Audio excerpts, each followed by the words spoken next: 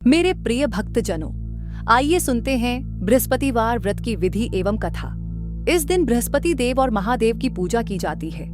दिन में केवल एक समय भोजन करना चाहिए। पीले वस्त्र धारण करें और पीले पुष्प अर्पित करें। भोजन में सिर्फ चने की दाल होनी चाहिए। नमक का सेवन वर्जित है।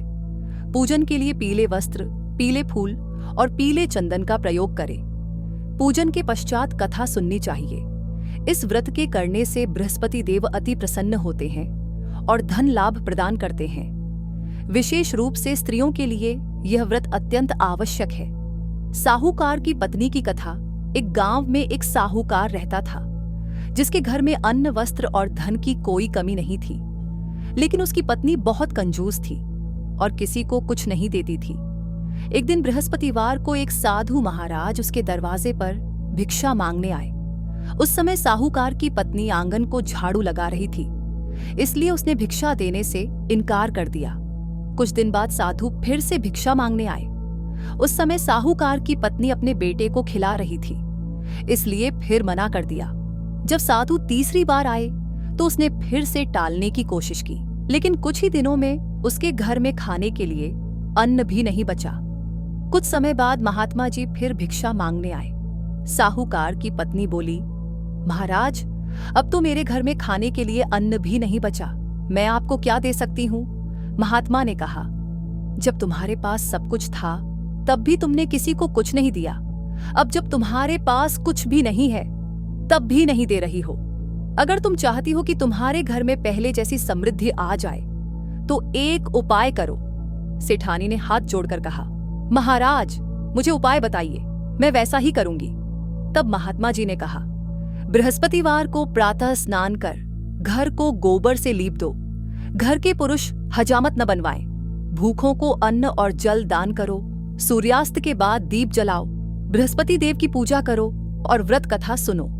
साहूकार की पत्नी ने ऐसा ही किया और कुछ ही दिनों में उसके घर में पहले जैसी समृद्धि लौट आई।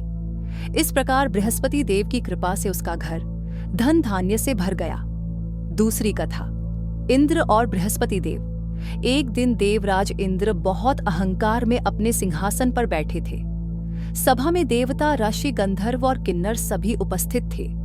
तभी गुरु बृहस्पति वहां आए, लेकिन इंद्र ने अहंकार में उनका उचित सम्मान नहीं किया। बृहस्पति देव अपमानित महसूस करके वहां से चले गए। इंद्र को एहसास हुआ कि उन्होंने बहुत बड़ी भूल कर दी है। उन्हें याद आया कि गुरुजी के आशीर्वाद से ही उन्हें यह वैभव मिला था। अगर गुरुजी क्रोधित हो गए तो यह सब नष्ट हो जाएगा। इंद्र ने तुरंत बृहस्पति देव से क्षमा मांगने का निश्चय किया, लेकिन बृहस्पति देव को पहले ही यह सब ज्ञात हो गया और वे अंतर्ध्यान हो गए। इंद्र निराश होकर लौट आए, लेकिन इसी बीच दैत्यराज बृहस्पति के क्रोध का लाभ उठाकर इंद्रलोक पर आक्रमण कर दिया।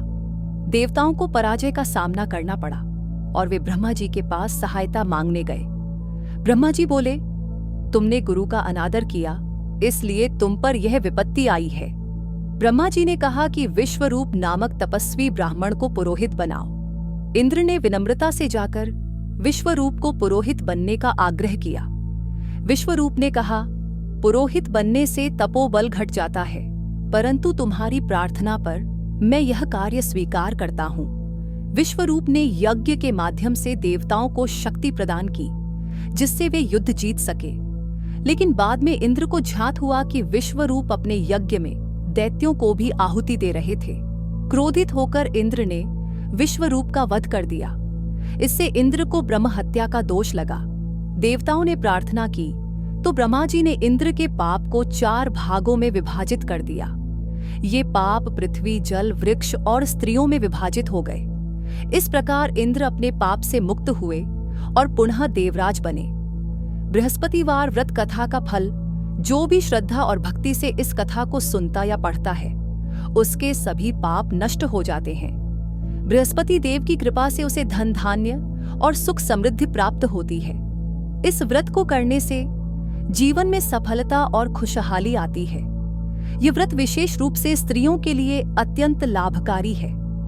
जो भी सच्चे मन से इस व्रत को करता है, उसकी सभी मनोकामनाएं पूर्ण होती हैं।